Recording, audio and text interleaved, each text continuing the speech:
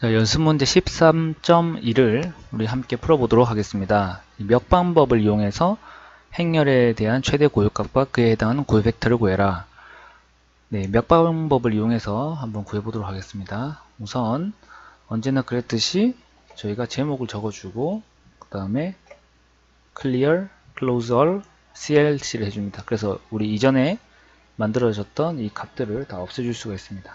자, F9를 누르고요. 그 다음에 행렬을 적어줍니다.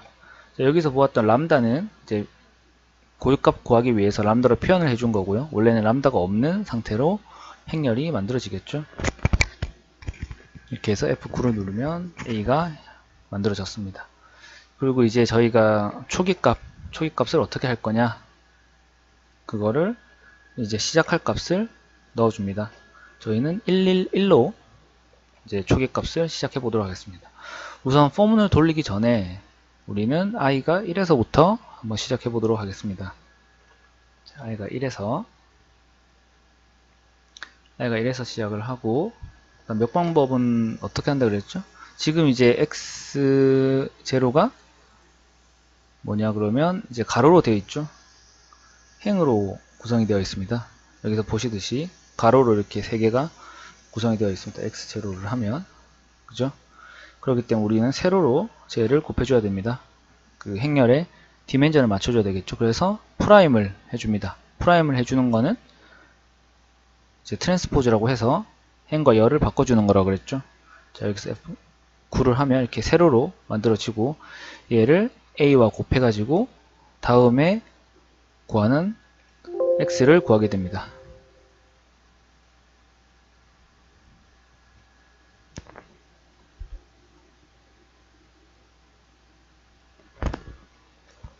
네, 이렇게 하면 이제 X가 구해졌습니다. 이렇게 구해졌죠. 그 다음에는 이 중에서 가장 큰 값을 람다라고 설정을 해줍니다. 이제 고유 값이 되는 거죠, 나중에. 그래서 여기서 가장 큰 값을 람다라고 설정해 줍니다. max, i, 우리가 구했던 i 중에서 max 값, 즉 이제 우리가 구했던 x 값 중에서 max 값인 20, 얘를 실행을 해보면, F9로 실행을 해보면 22가 되죠. 그러니까 그 max 값을 람다로 설정을 해주고, 이 람다에다가 저장해 줍니다. 람다 1에다가. 그 다음에 람다를 나눠줘야 되겠죠. 이제 노멀라이즈 시켜줘야 됩니다. 정규화를 시켜주는데, 정규화를 시켜준 값을 다시 다른 변수에다가 저장하도록 하겠습니다. 네, 이렇게 해서 람다를 나눠줘서 x를 다시 정규화 시켜줍니다. 원래 x 값은 얼마였죠? 20, 17, 22 이렇게 됐죠. 원래 x 값은 이렇게 되어 있었는데, 가장 큰 값을 람다로 설정해주고 22를 람다로 설정해주고, 얘 F9를 누르면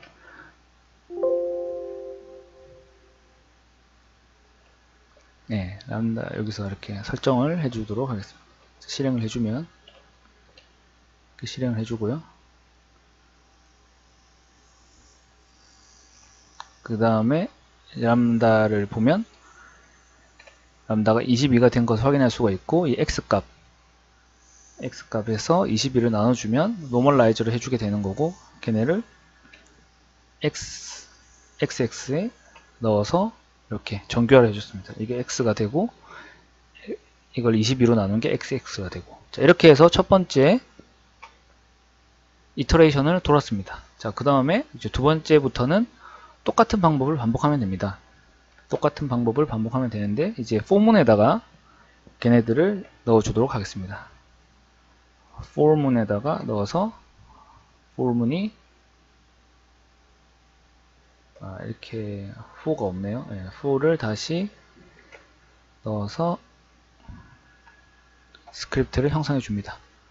자, 이렇게 되면 i가 2부터 점점 11까지 진행되는 거고, 위에서 했듯이 x 값을 a에다 넣고 x로 지정하고, 그 다음에 가장 큰 값을 람다로 지정해서 x에다 나눠준 다음에 정규화된 것을 xx에 저장을 합니다.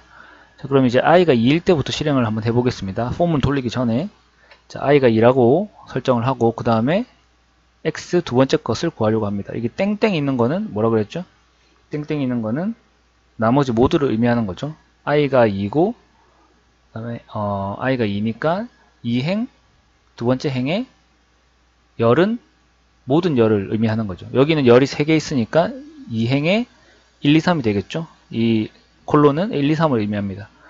그럼 i가 2일 때 여기 2가 들어가니까 여기 2가 들어가니까 얘를 실행을 해보면 아까 전에 구했던 값이 나오겠죠. xx1 값이 나오겠죠. 자, 이 값입니다. 위에서 구했던 이 값이고 이거를 이제 세로로 트랜스포즈를 해준 것이고 여기다가 x를 곱해서 x에다가 저장을 합니다. 자, 그러면 두 번째 이 값이 설정이 됐고요. 그 다음에 이 값 중에서 가장 큰 값을 또 설정을 해야 됩니다. 자, 세 번째 거죠. 그죠? 그 중에서 우리가 이거 첫 번째 열, 두 번째 열, 세 번째 열인데 그 중에서 어느 부분에서 가장 큰 값이 나왔는지 이 라인을 통해서 선정을 합니다. 그래서 인덱스를 해보면 3, 세 번째에서 가장 큰 값이 나왔다. 그죠? 세 번째에서 가장 큰 값이 나왔죠. 자, 얘는 어떤 의미냐면 find, 찾아라. 무엇을? 이 x 2, 1, 2, 3 그러니까 여기 있는 세 개 중에서 오른쪽에 있는 것과 같게 되는 인덱스를 찾아라는 거죠. 열 넘버를 찾으라는 거죠. 그러면 여기 있는 맥스 값은 19.9545가 될 거고, 그죠? 얘를 실행하면 19.9545가 되죠. 그리고 얘는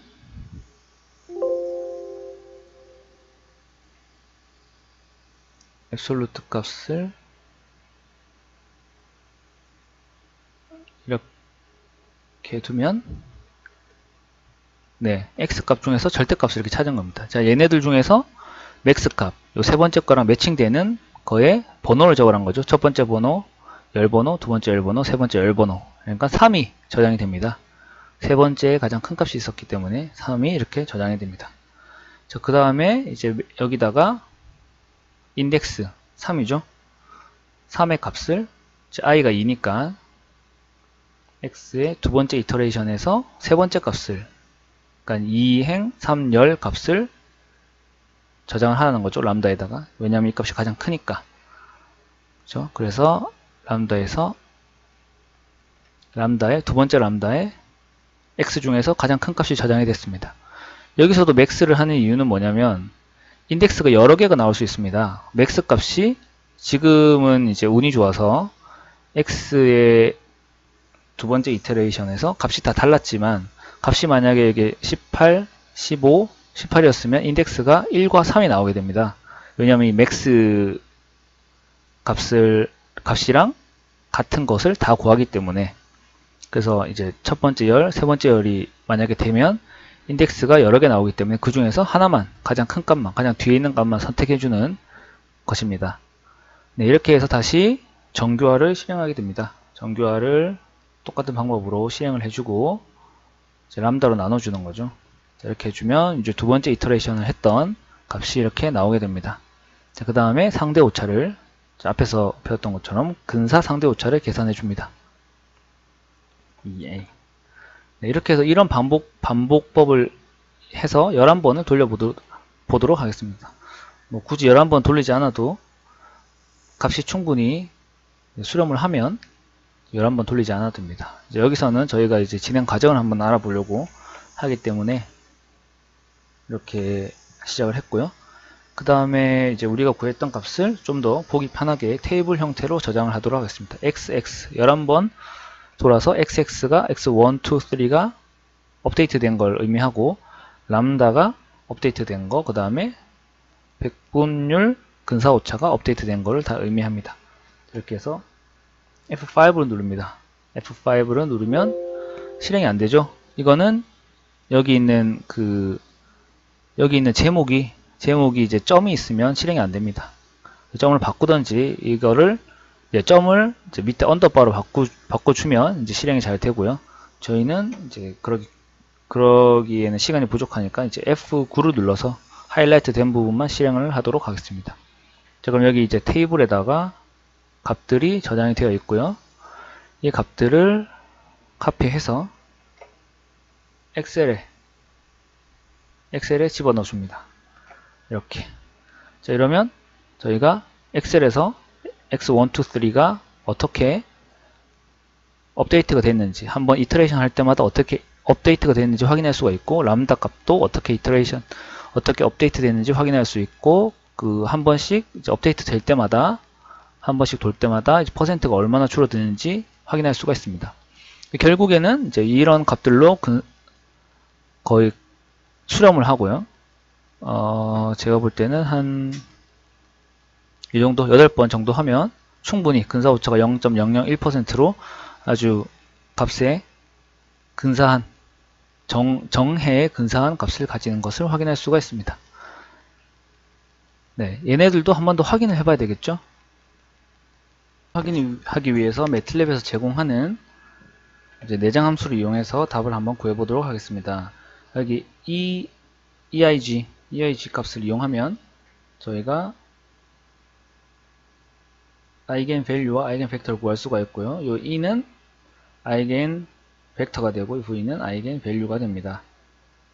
네, 우선 이것부터 실행을 한번 해볼까요? 자, 실행을 해보면 A는 위에서 정의를 한 거고요. 실행을 해보면 V가 아이겐 밸류죠. 19.8842 매틀랩에서 구해주는 값이고요. 우리가 앞에서 구했던 몇 방법으로 구했던 값과 똑같아지는 걸 확인할 수가 있습니다. 그리고 이제 E는 아이겐 벡터죠. 자, 이렇게 세로로 얘네들 아이겐 벡터 이 값을 우리가 테이블을 통해서 한번 볼게요. 더 확인하기 쉽게. 여기서 보면 여기 있는 아래쪽에 있는 이게 이렇게 세로로 있는 열들, 세로로 있는 열은 그러니까 V 밸류에서 벡터에서 여기 다시 V를 이렇게 첫 번째 고유값 마이너스 7.1785에 상응하는 고유 벡터가 되는 거고요. 아이겐 벡터가 되는 거고, 두 번째 컬럼은 두 번째 열은 0.2984의 4라는 아이겐 밸류에 상응하는 아이겐 벡터가 되는 거고요. 19.8842라는 아이겐 밸류, 고유 값에 상응하는 고유 벡터는 여기에 있게 됩니다. 자, 저희가 구한 값과 다르죠, 조금. 여기 이제 우린 0.9, 0.7, 1이 나왔는데 여기는 다릅니다. 왜냐하면 얘네들은 전부 다 곱했을 때, 제곱해서 곱했을 때 1이 되게 다시 노멀라이즈를 해준 겁니다. 정교화를 해줬기 때문에 그러고요. 그럼 저희가 이제 노멀라이제이션 해주고요. 이제 앞에서 노멀라이제이션 하는 거는 여러분들이 정교화하는 거 배웠기 때문에 얘를 이제 2차 노멀라이제이션 해줍니다. 2차는 어떤 의미였냐면 첫 번째 있는 원소에 제곱하고 두 번째 제곱, 세 번째 제곱을 해서 스퀘어 루트를 해준 거죠. 루트를 씌워준 거를 이제 2차 노멀라이제이션이라고 하고, 엔드는 저희가 이제 x를 이터레이션으로 구했기 때문에 x 중에서도 가장 밑에 있는 값, 얘를 엔드라고 합니다. 가장 밑에 있는 값. 왜냐하면 이게 우리가 11인지 뭐 20인지 잘 모를 때 다 무시하고 제일 끝에 있는 값을 설정해 주기 위해서 이렇게 엔드를 씁니다. 엔드 마지막에 있는 행을 선택을 하고 열은 모든 열, 세 가지 열을 다 선택해서 노멀라이제이션을 합니다. 그러면 이 값이 30.8620이 되고 얘를 x값으로 다시 나눠주면 정교화된 아이겐 벡터가 구해지게 됩니다. 그죠? 저희가 구했던 이 x값을 노멀라이제이션 해주면